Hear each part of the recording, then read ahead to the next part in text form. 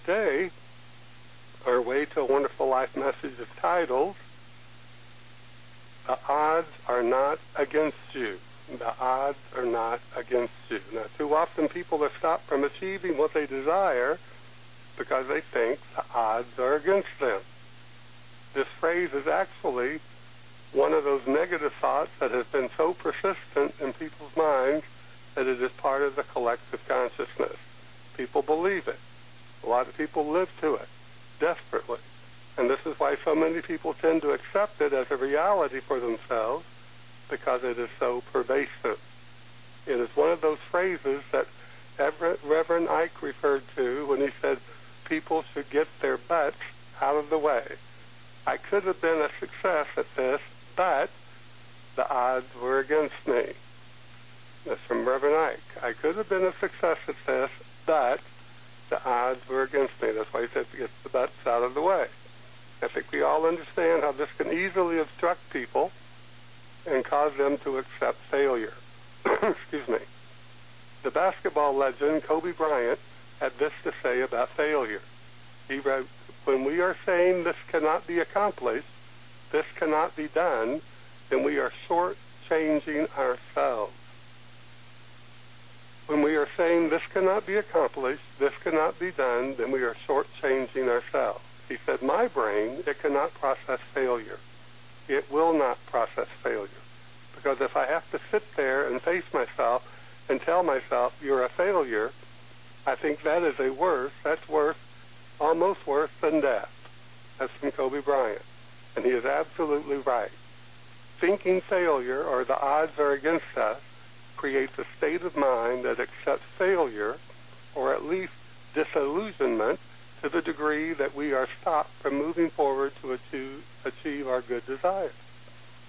If we want to achieve success in whatever it is that we desire to experience, we must put our consciousness on surveillance and displace these negative ideas with those which are more powerfully directed toward the good.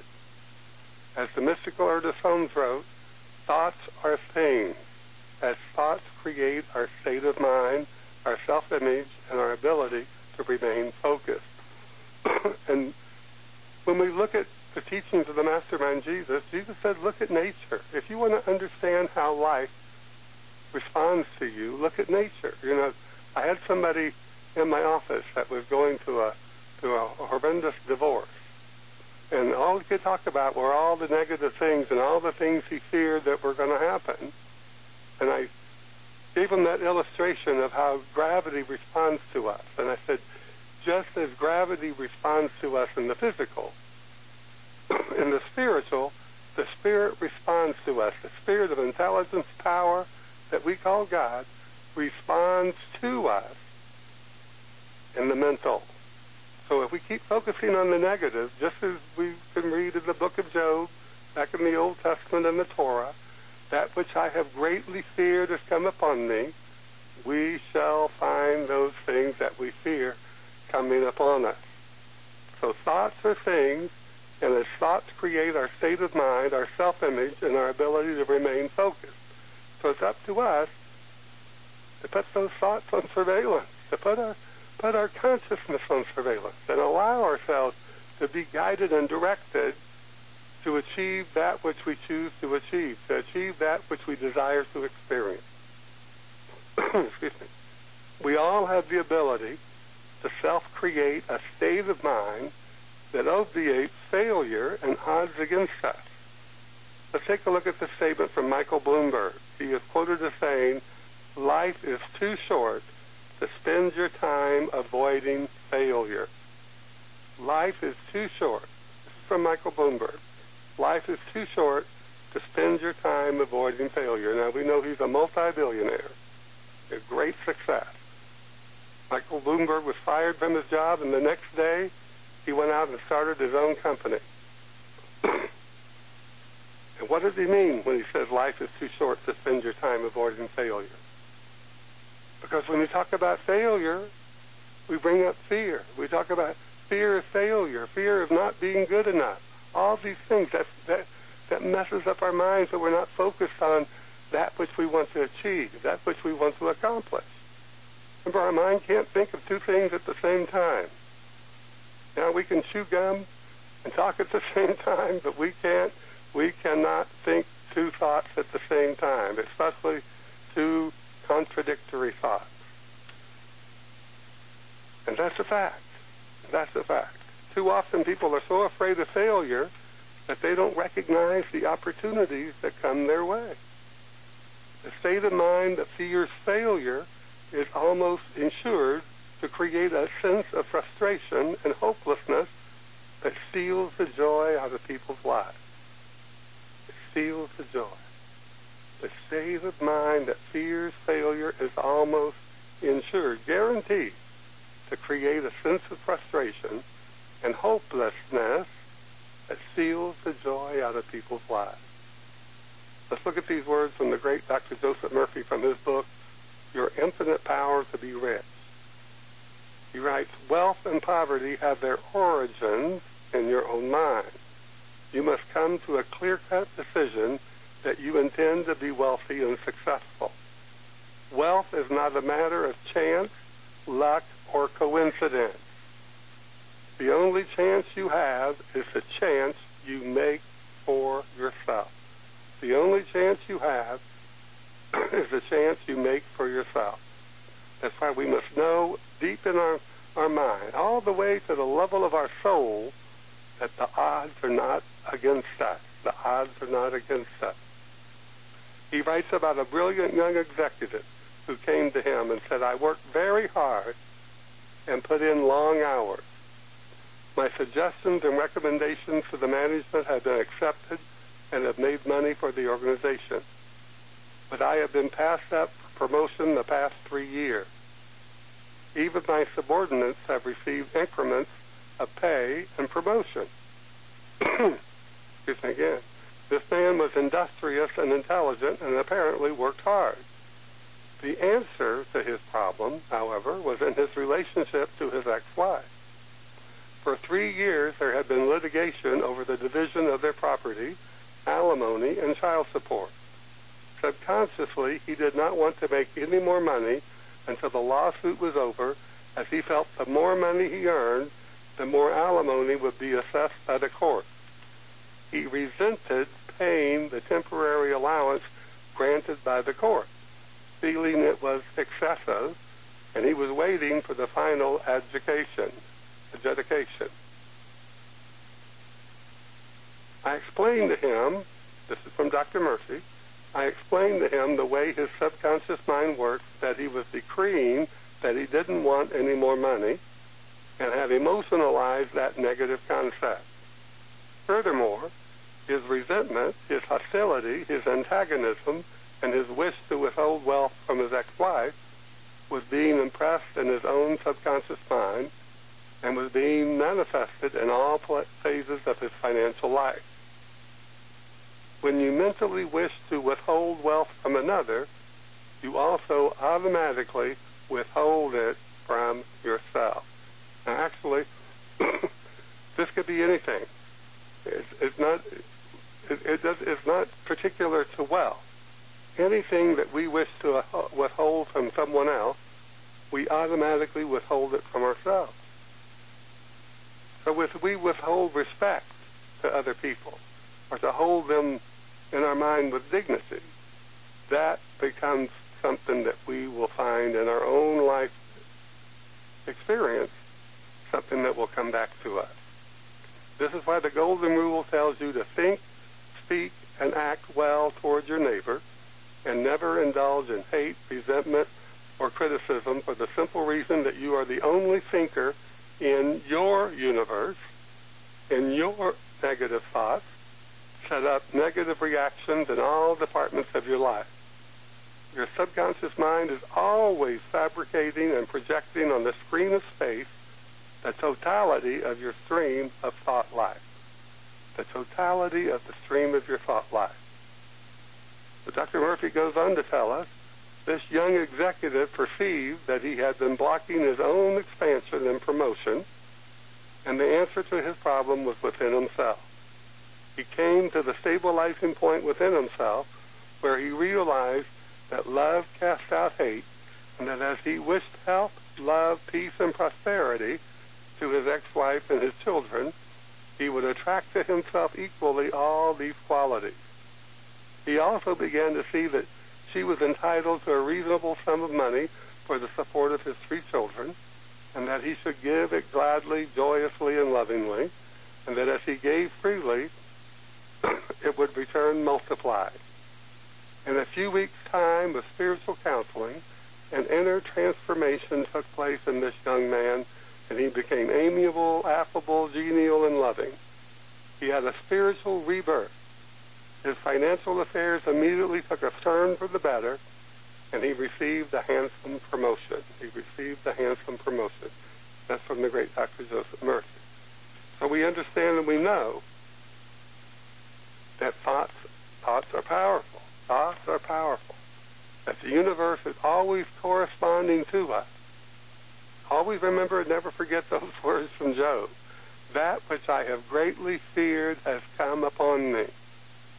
Remember those words. Remember them and then do this. Displace those words with these. That which I have greatly loved has come upon me. That which I have greatly enjoyed has come upon me. Put a different result in your mind, and you will find yourself experiencing the good result. Now, this man found out what we shall all find out if we take the time to discover it. His only obstruction was in his own mind. Our mind is powerful, and once an idea is accepted, even if incorrect, it will provide for us the opportunity to experience that idea. Ernest Holmes wrote, "The more power one gives to their thought, the more completely they shall believe that their thought has power, the more power it will have." Go back and look at that again. The more power one gives to their thought, the more completely they shall believe that their thought has power, the more power it will have. Think about this.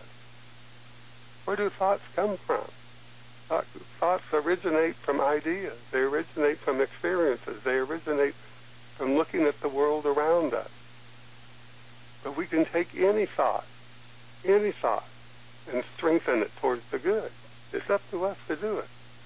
Ernest Holmes' statement is true. However, so few people believe their thought has power, or that their mind is an inlet for the spirit's intelligence to move through as ideas, solutions, and imagination. We receive power from the spirit by affirming that we receive power from the spirit. That's all we can do. That's all we have to do.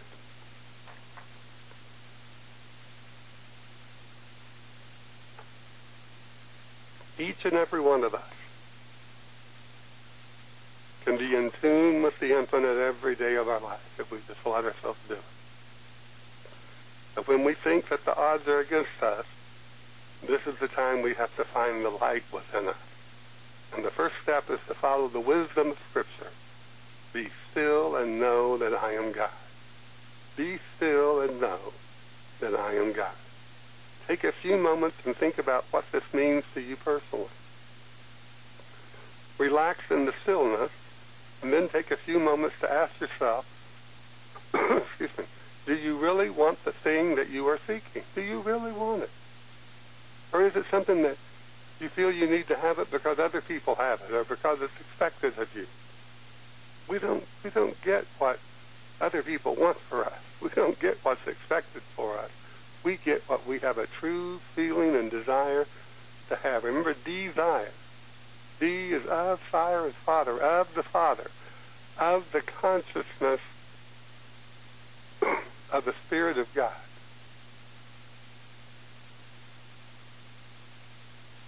We have to ask ourselves these questions. Do we want it enough to be still and know that it is ours to accept? Do we want it enough to sit in the silence every day? 5 to 10 minutes in the morning, 5 to 10 minutes at night. And just let ourselves be immersed in the presence of God. In reality, the odds are not against us. This is the truth. This is the truth. So let's think about these words from the late, great Dr. Norman Vincent Peale from his book, The Power of Positive Thinking. Power of Positive Thinking. He writes, formulate and stamp indelibly on your mind a mental picture of yourself as succeeding. Hold this picture tenaciously. Never permit it to fade. Your mind will seek to develop the picture. Do not build up obstacles in your imagination. So he's telling us we can have what we seek, and you shall find. Knock, and the door will be opened unto you. Ask, and it shall be given to you. All this is the greatness of life that we have inherent within us. But remember, we can't have anything if it takes anything away from anyone else in any way, shape, or form. You can't say, oh, I want this person to get elected president, so therefore I'm going to pray to God that they get elected and everybody's going to vote for them. We don't get to choose who other people vote for. We don't get to make decisions for anybody but ourselves. We don't get to say, oh, I want that girl next door to fall in love with me and we can have a wonderful Ozzie and Harriet marriage. We don't get to do that. We can't take anybody else's freedom, liberty, to choose away from them. We can only take what is ours. We can only accept what is ours. So when we start thinking about odds, doubt creeps in, and doubt is a stepchild of fear. That is false evidence appearing real. Fear. False evidence appearing real. At least in our own mind. This blocks the power of infinite intelligence to guide us and direct us to that which we desire to experience. Now here's an interesting personal experience from the great Emmett Fox, which is also kind of humorous. He writes, I had an amusing experience when I first came to America. Passing an attractive-looking restaurant, I went inside and, selecting a table, sat down and waited. Strangely as it seemed to me then, nothing happened. I sat there and continued to wait. Indefinitely, as it seemed. I could not understand the reason for this neglect. All around me, people were enjoying their food, and only I was left out in the cold. After a while, the truth of the situation slowly dawned on me. It was a cafeteria. This system had not yet made its appearance in England in those days, so I was not aware of it. I then quickly realized that while there was plenty of food of every kind to be obtained, one had to go forward and claim it for themselves or go without. And the universe is run exactly on the lines of a cafeteria. Unless you claim mentally what you want, you may sit and wait forever.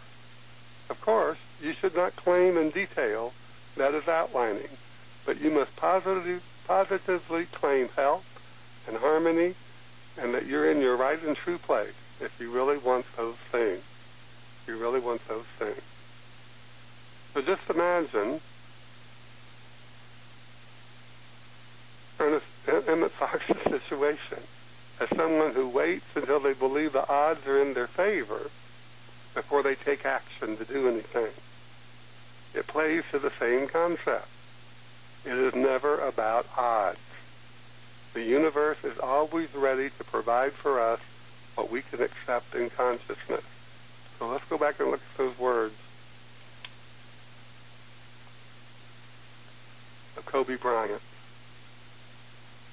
He said, when we are saying this cannot be accomplished, this cannot be done, then we are short-changing ourselves. My brain and your brain, everyone's brain, cannot process failure. We can't without feeling defeated.